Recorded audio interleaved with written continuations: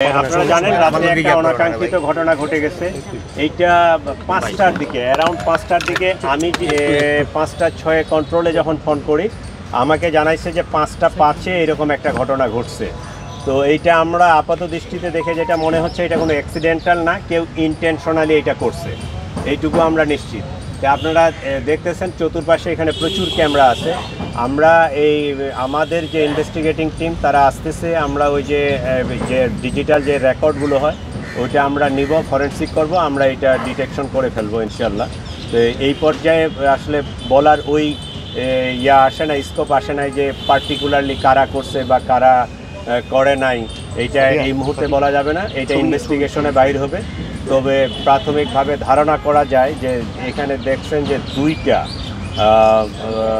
Portrait পুরানো হয়েছে, একটা হয়েছে বিগত সরকারের অ্যাসিস্ট, তার যে একটা পোর্ট্রেট করা হয়েছে এইটা, এবং ওইটা পুরাইতে গিয়ে সম্ভবত কবুতরের কিছু অংশ আংশিক পুরানো হয়েছে। তাহলে ওই জিনিসটা যারা লাইক করে না তারাই এই কাজটা করবে, এইটা একটা মানে অনুমান নির্ভর কথা। কিন্তু এটা আমরা তদন্ত করে আমরা যদি ওই ভিডিও ফুটেজগুলো আমরা যখন কমপ্লিটলি এটা ইনভেস্টিগেশন করতে পারবো, আমরা ওইটা যে এখানে লাইটিং আগুনটা লাগাইছে তারে ডিটেক্ট করতে পারলে তার মাস্টার মাইন্ড কারা বা এটার সাথে কারা জড়িত এইটা ডিটেইল আমরা পরে বলতে পারবো। নিরাপত্তা ব্যবস্থা ছিল, পুলিশ ছিল, এখানে ঢাকা ইউনিভার্সিটির প্রক্টোরিয়াল টিম ছিল, তারাও ছিল। এইটা আমরা এখনও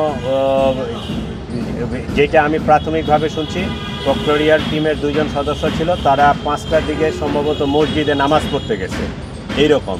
আর পুলিশের টিমটা সম্পর্কে আমি এখনও ডিটেলস জানি না। আমার এখানে এক সেকশন 10 জনের ফোর্স থাকে, তো ওই গেটে থাকে কিছু আর এইখানে থাকে 3 জন। আমি ওদেরকে এখনও জিজ্ঞাসাবাদ করতে পারি নাই, কারণ আমি সকালে সরাসরি এখানে চলে আসছি। আমি জিজ্ঞাসাবাদ করার পরে জানতে পারবো যে আসলে তারা কই ছিল, কী অবস্থায় ছিল বা কিভাবে এই আগুনটা লাগলো। তাদের কাছ থেকে কিছুটা তথ্য পাওয়া যাবে, আর ভিডিও ফুটেজ বিশ্লেষণ করলে আমরা আরও সঠিক তথ্যটা পাবো। ধন্যবাদ সবাইকে।